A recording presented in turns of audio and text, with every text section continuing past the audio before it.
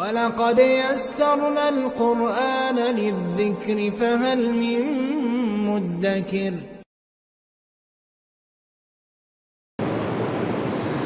قربانی آج کا مسئلہ نہیں ہے، اس کی تاریخ ہزاروں سال پرانی ہے۔ قرآن کریم میں سب سے پہلی قربانی کا ذکر کیا گیا، وہ آدم علیہ السلام کے 2 بیٹوں کی قربانی تھی۔ ایک کا نام قابیل ہے، دوسرے کا نام حابیل ہے۔ اس قربانی کا سبب کیا تھا؟ صاحب تفسیر مظہری نے تفسیر مظہری میں لکھا ہے، حضرت حوا کے بطن سے حضرت آدم صفی اللہ کے 40 بچے اور بچیاں پیدا ہوئے۔ ایک حمل میں ایک لڑکا اور ایک لڑکی پیدا ہوتی تھی۔ ایک حمل کے لڑکے کا دوسرے حمل کی لڑکی اور ایک حمل کی لڑکی کا دوسرے حمل کے لڑکے سے نکاح کیا جاتا تھا۔ ایک حمل کا لڑکا اور لڑکی آپس میں بہن بھائی قرار دیے جاتے تھے اور ان کا نکاح حرام تھا۔ حضرت آدم علیہ السلام کا حضرت حوا سے جو پہلا جوڑا پیدا ہوا، اس میں لڑکا قابیل تھا، لڑکی اقلیمہ تھی۔ دوسرے حمل میں لڑکا حابیل پیدا ہوا، لڑکی کا نام لیوزا یا لیودا تھا۔ دیگر نام بھی کتب تفاسیر میں ذکر کیے گئے۔ البتہ آخری حمل میں جو جوڑا پیدا ہوا، لڑکا اور لڑکی، وہ عبد المغیث اور ام المغیث تھے۔ حضرت آدم علیہ السلام کے شریعت کے اصول کے مطابق جب انہوں نے قابیل کا نکاح حابیل کے ساتھ پیدا ہونے والی لڑکی کے ساتھ کرنا چاہا تو قابیل نے انکار کر دیا، کیونکہ ان کے ساتھ جو لڑکی پیدا ہوئی تھی وہ خوبصورت تھی، قابیل کے ساتھ پیدا ہونے والی اتنی خوبصورت نہیں تھی۔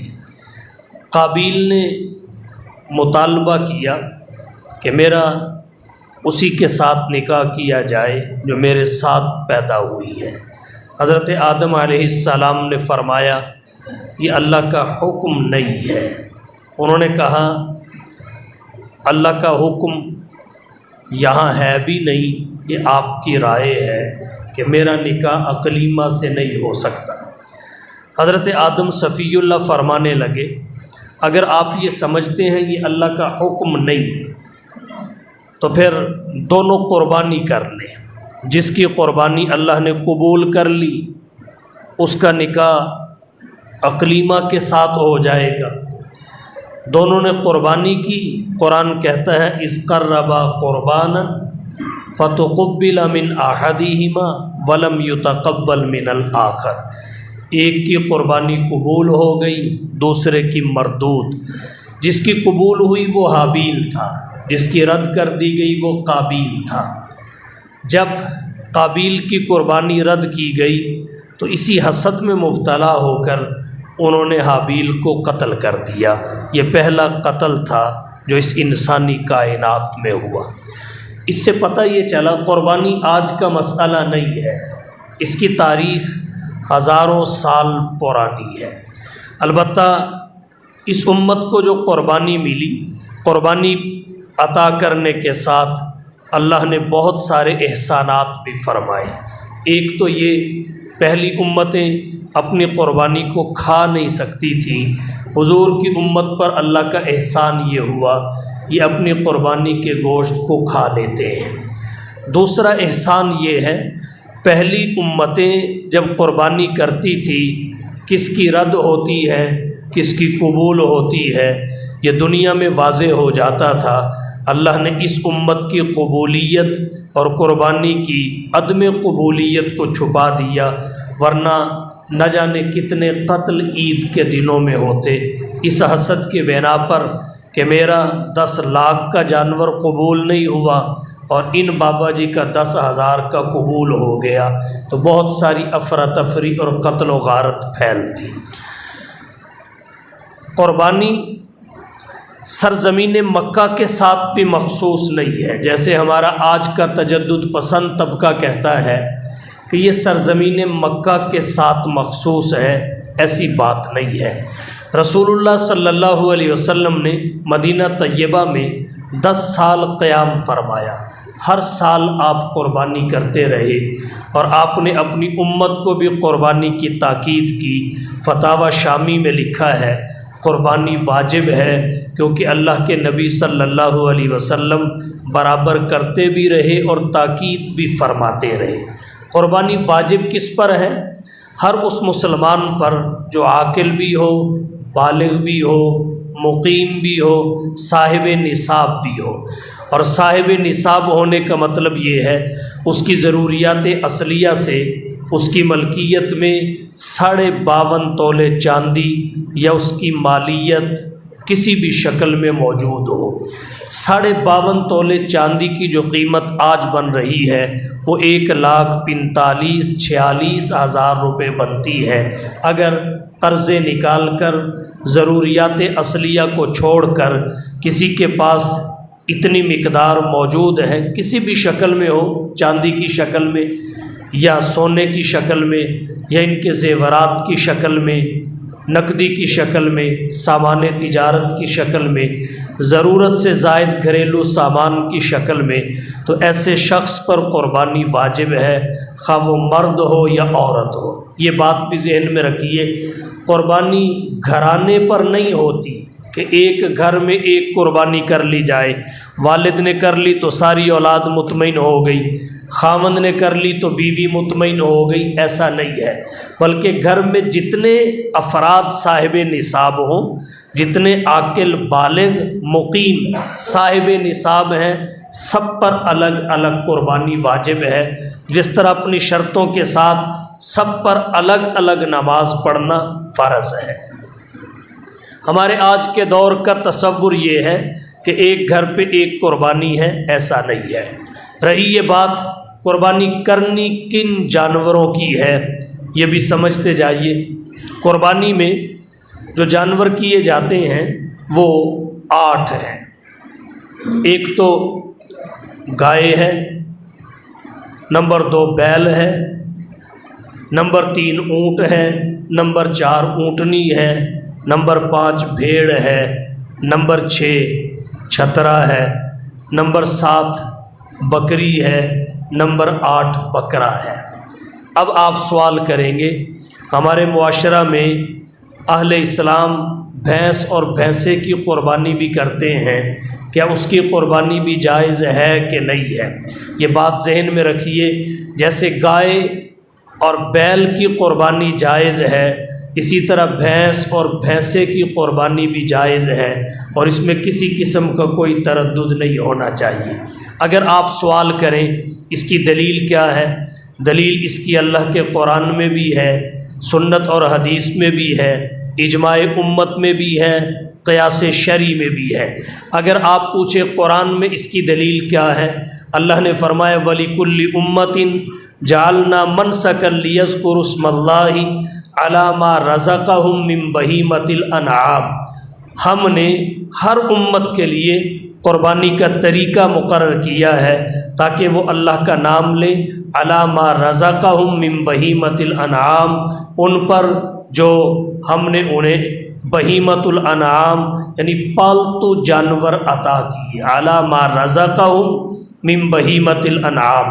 بہیمۃ الانعام کی قربانی جائز ہے، اور امت کا اس بات پر اتفاق ہے کہ بہیمۃ الانعام میں اونٹ بھی آتا ہے، بیل بھی آتا ہے، بکرا بھی آتا ہے، چھترا بھی آتا ہے، اور بہیمۃ الانعام میں بھینس اور بھینسا بھی آتا ہے، تو یہ بہیمۃ الانعام ہے۔ بھینس اور بھینسے کو بہیمۃ الانعام سے نکالنے کے لیے کوئی دلیل شرعی چاہیے، وہ کسی کے پاس نہیں ہے۔ اس لیے قرآن کریم کی اس آیت کی روح سے جیسے گائے اور بیل کی قربانی جائز ہے، ویسے ہی بھینس اور بھینسے کی قربانی بھی جائز ہے۔ رہی یہ بات کہ سنت میں کہاں ہے، مسند دیلمی میں حضرت علی رضی اللہ تعالی عنہ سے آتا ہے، حضرت علی رضی اللہ تعالی عنہ فرماتے ہیں الجاموس تجزی عن سبعۃ فی الاضحیہ، جاموس عربی میں بھینس کو کہتے ہیں، الجاموس تجزی عن سبعۃ فی الاضحیہ، کہ یہ 7 آدمیوں کی طرف سے کافی ہو جاتی ہے۔ اور سنت کے بعد آپ آ جائیے امت کے اجماع پر۔ علامہ ابن المنذر کی کتاب الاجماع میں واضح طور پہ لکھا ہوا ہے اجمعوا علی ان حکم الجوامیس حکم البقر، کہ فقہا کا اس بات پر اتفاق ہے کہ بھینسوں کا حکم جو ہے وہ گائے کا حکم ہے۔ جیسے گائے کی قربانی جائز ہے ویسے ہی بھینس کی قربانی بھی جائز ہے، جیسے بیل کی قربانی جائز ہے ویسے ہی بھینسے کی قربانی بھی جائز ہے۔ رہا قیاس، قیاس بھی اسی کا تقاضا کرتا ہے۔ مصنف عبد الرزاق میں حضرت سفیان ثوری رحمہ اللہ کا قول ہے تحسب الجوامیس مع البقر، وہ کہتے ہیں بھینسوں کو گائے کے ساتھ شمار کیا جاتا ہے۔ بھینسوں کو گائے کے ساتھ کیسے شمار کیا جاتا ہے؟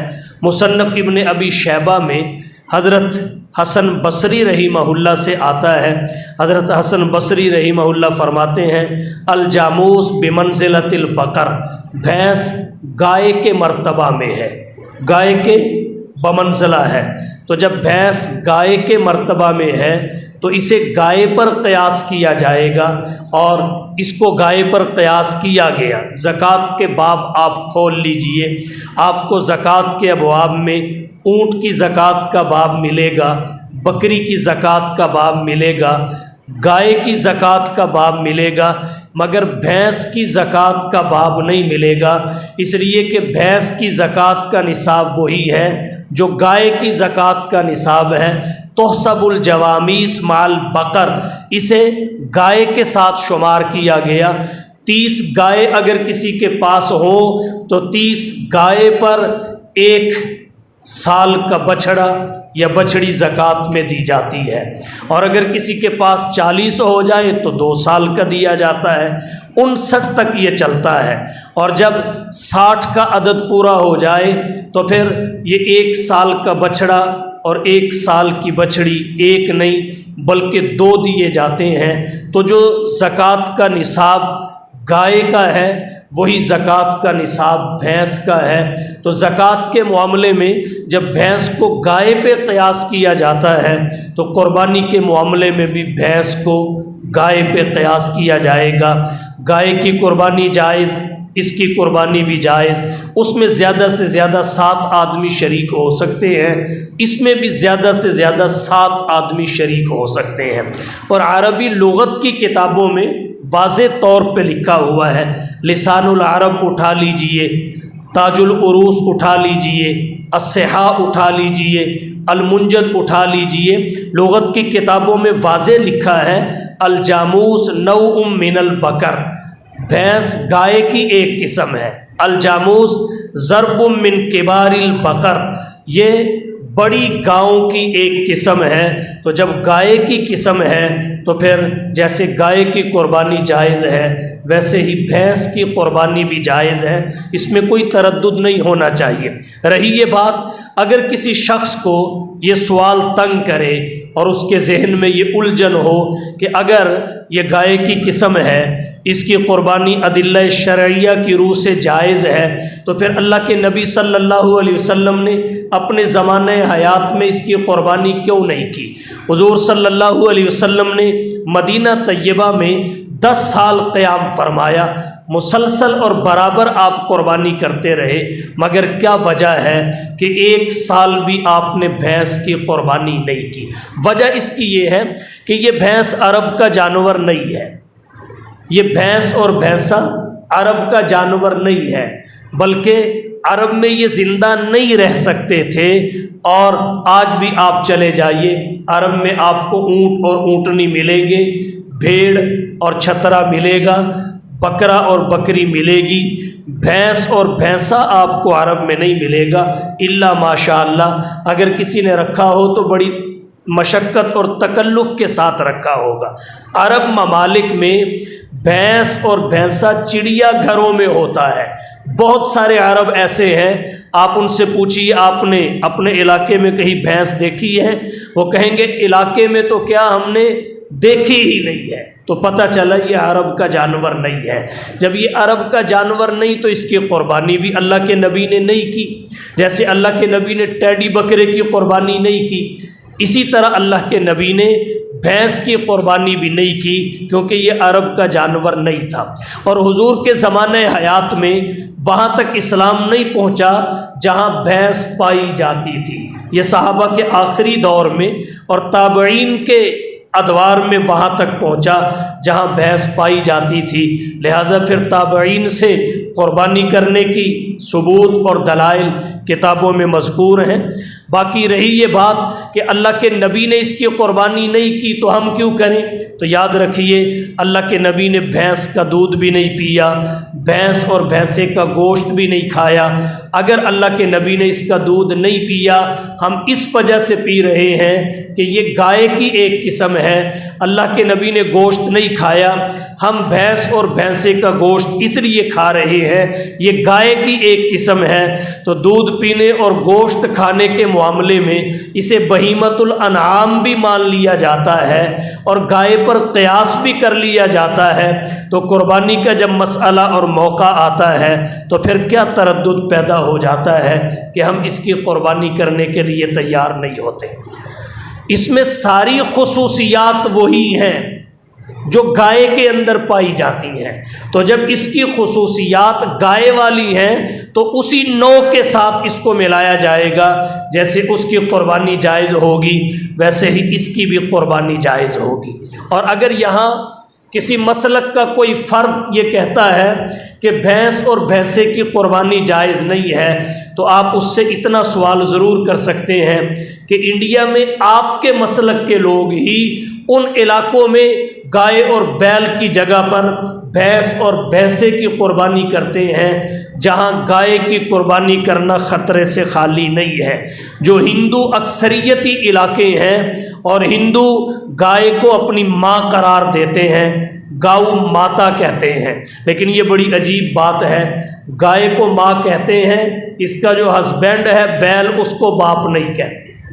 چاہیے تو یہ تھا اگر گائے کو ماں کہتے ہیں تو اس کا جو ہسبینڈ ہے بیل اسے بھی باپ کہیں، لیکن یہاں وہ آ کے انصاف کا دامن چھوڑ دیتے ہیں۔ تو بہرحال عرض میں یہ کر رہا تھا، ہندوستان میں ہندو اکثریتی علاقے جہاں گائے کی قربانی کرنا خطرے سے خالی نہیں، گائے کے ذبح کرنے پر بعض علاقوں میں پابندی بھی ہے، تو وہاں ہر مسلک کے لوگ بڑی قربانی میں جہاں اونٹ اور اونٹنی کو ذبح کرتے ہیں وہاں بھینس اور بھینسے کی بھی قربانی کرتے ہیں۔ کیا وہاں کی شریعت اور ہے، یہاں کی شریعت اور ہے؟ وہاں کے بہیمۃ الانعام اور ہے، یہاں کے بہیمۃ الانعام اور ہے، تو پھر وہاں رائے اور یہاں رائے اور کیوں ہے؟ تو بہرحال یہ جانور ہیں قربانی کے جو میں نے ذکر کیے۔ رہی یہ بات ان کی عمر کتنی ہونی چاہیے، یہ بھی ذہن میں رکھیے، اونٹ اور اونٹنی کی کنفرم 5 سال عمر ہونی چاہیے۔ اسی طرح گائے اور بیل، بھینس اور بھینسا یہ جانور ہیں، ان کی کنفرم 2 سال عمر ہونی چاہیے۔ اس کے بعد بکرا اور بکری کی 1 سال ہونی چاہیے۔ رہا چھترا اور بھیڑ، ان کی بھی 1 سال ہونی چاہیے۔ لیکن اگر یہ اتنے موٹے تازے ہوں کہ سال کے بکرے، سال کے چھترے اور بھیڑ میں چھوڑے جائیں تو دیکھنے والا فرق محسوس نہ کرے، اور عمر ان کی 6 مہینے سے کم بھی نہ ہو، تو پھر سال سے کم عمر ہونے کی صورت میں ان کی قربانی کی جا سکتی ہے۔ یہ جو اونٹ اور اونٹنی ہے، گائے اور بیل ہے، بھینس اور بھینسا ہے، اس میں زیادہ سے زیادہ 7 آدمی شریک ہو سکتے ہیں، کم از کم کی کوئی حد نہیں۔ ایک بندہ بھی بڑے جانور کی قربانی کر سکتا ہے، 2 بھی کر سکتے ہیں، 3 بھی کر سکتے ہیں، 5 بھی کر سکتے ہیں، بشرطے کہ رقم سب کی برابر ہو۔ رقم سب کی برابر ہو، یہ نہیں کہ اگر 7واں نہیں آیا تو 6 ذبح نہیں کر سکتے، حصے برابر ہو تو 5 بھی ذبح کر سکتے ہیں، 4 بھی ذبح کر سکتے ہیں۔ اور اگلی بات یہ ہے کہ قربانی کے ایام کتنے ہیں؟ قربانی کے ایام معتبر صحیح روایات کے مطابق فقط 3 ہیں۔ 10ویں ذوالحج جو آج ہے، اس سے اگلی 11ویں ذوالحج، اس سے اگلی 12ویں ذوالحج۔ امام شافعی رحمۃ اللہ علیہ 4 دن کے قائل ہیں، لیکن معتبر اور صحیح روایات امام ابو حنیفہ، امام مالک، امام احمد بن حنبل رحمہ اللہ کی تائید میں ہیں، تو قربانی 3 دن کرنی چاہیے۔ اس کے بعد آپ قربانی کریں گے، صدقے کا اجر مل سکتا ہے، گوشت کی لذت حاصل ہو سکتی ہے، مگر قربانی کا اجر و ثواب نہیں مل سکتا۔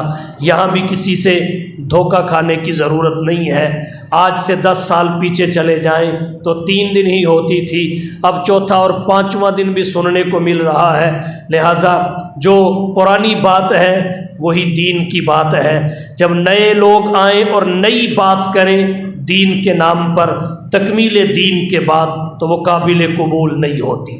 ایک بات یہاں اور سمجھ لیں جو اہم ہے، ہمارا آج کا دور تجدد کا دور ہے، لبرل، سیکولر اور دین سے دور طبقات اور گروہ بہت سارے پروپیگنڈے کرتے ہیں تاکہ اہل اسلام میں اور اسلام میں بہت بڑھا دیا جائے، دوری بڑھا دی جائے، فاصلے پیدا کر دیے جائیں، اور وہ کوئی موقع ہاتھ سے نہیں جانے دیتے۔ مثلا اب حج کے ایام گزرے تو ان کا ایک کہنا یہ تھا کہ دیکھو جی نفلی حج کرنے کی کیا ضرورت ہے، نفلی حج سے بہتر ہے کہ فلسطینیوں کی مدد کر دو، اگرچہ اس میں حرج کوئی نہیں، اور بعض علماء نے وقت کی ضرورت کو محسوس کرتے ہوئے یہ کہا بھی ہے، لیکن وہ تو اس سے پہلے بھی اور اس قدر شدید ضرورت پیدا نہ ہونے کی صورت میں بھی اس کو مشن بنا کر کام کرتے ہیں کہ نفلی حج نہ کیا جائے، یتیم بچیوں کی شادی کروا دی جائے، نفلی حج نہ کیا جائے، بیوہ کا چولہا جلا دیا جائے، نفلی حج نہ کیا جائے، رفاہی کام کروا دیے جائیں۔ تو یہ بات ذہن میں رکھیں، یہ رفاہی کام، یتیم بچیوں کی شادی، بیوہ عورتوں کے چولہے کو جلانے کا خیال عبادت کو کاٹ کر ہی کیوں آتا ہے؟ چلو ضرورت کو چھوڑیے، اپنی سہولت کو کاٹ کر یہ تصور تصدیق کیوں نہیں بنایا جا سکتا؟ یہ خواہش پوری کیوں نہیں کی جا سکتی کہ جناب 1 کنال کے بنگلے میں رہتے ہیں، اگر 10 کنال کے 10 مرلے کے مکان میں بھی رہ لیں گزارا تو ہو جاتا ہے، اوپر کے جو 10 مرلے ہیں ان سے آپ یہ کام کیوں نہیں کر لیتے؟ 1 کروڑ کی گاڑی میں گھومتے ہیں، آپ 50 لاکھ کی گاڑی سفر کے لیے رکھ لیں، اوپر والے 50 لاکھ سے ان خواہشات کو پورا کیوں نہیں کر لیتے؟ 4 لاکھ کا موبائل آپ کی جیب میں ہے، آپ مہنگے سے مہنگا آئی فون لے کے گھوم رہے ہیں، کرنی تو کال ہے، سننا تو فون ہے، تو کیا آپ 1,50,000 کے موبائل سے کام نہیں چلا سکتے؟ اوپر کی جو آپ کی تعیش پرستی ہے آپ اسے قربان کر کے بیوہ کا چولہا کیوں نہیں جلا دیتے؟ یتیم بچی کی شادی کیوں نہیں کروا سکتے؟ تو یہ جو عبادت کو کاٹ کر ہی ایسی خواہشات کو پورا کرنے کا درس دیا جاتا ہے تو سمجھ لیجئے یہ فتنے سے خالی نہیں ہے، یہ فتنے سے خالی نہیں ہے کہ جناب یہ عبادت نہ کرو، یہ رفاہی کام کر لو۔ اللہ کا جو حق ہے اس کو ختم کر کے رفاہی کاموں کی طرف مائل کرتے ہیں، تو اپنی ضرورت نہیں، ضرورت پوری کریں، سہولت بھی پوری کر لیں۔ یہ جو تعیش پرستی ہے جو اس سے بھی اوپر کا درجہ ہے، سہولت سے بھی اوپر کا، میں اتنا تو کہہ سکتا ہوں کہ اس سے یہ کام آپ کیوں نہیں کر لیتے؟ اور کبھی کہتے ہیں جتنی مقدار میں قربانی کی جاتی ہے اتنی مقدار میں گوشت کی ضرورت نہیں ہوتی، گوشت کی ضرورت نہیں ہوتی، تو ایسا کیوں نہ کر لیا جائے کہ جتنی گوشت کی ضرورت ہے اتنی قربانی کر لی جائے، باقی رقم صدقہ کر دی جائے۔ یاد رکھیے اگر بڑے جانور میں 7 آدمی شریک ہوئے، 6 کی نیت قربانی یا عقیقے کی ہے، 7واں اس نیت سے شریک ہو جائے کہ قربانی کا تو مقصد میرا نہیں ہے، گوشت میں نے کھانا ہے، بچے کسی کے منہ کی طرف نہ دیکھیں، انہیں گوشت میسر آ جائے تو اس سے باقیوں کی قربانی بھی ختم ہو جاتی ہے۔ تو یہ کہنا کہ گوشت اتنا ضرورت نہیں ہوتا جتنی قربانی کی جاتی ہے، یہاں گوشت تو مقصد ہے ہی نہیں، یہاں گوشت مقصد نہیں ہے۔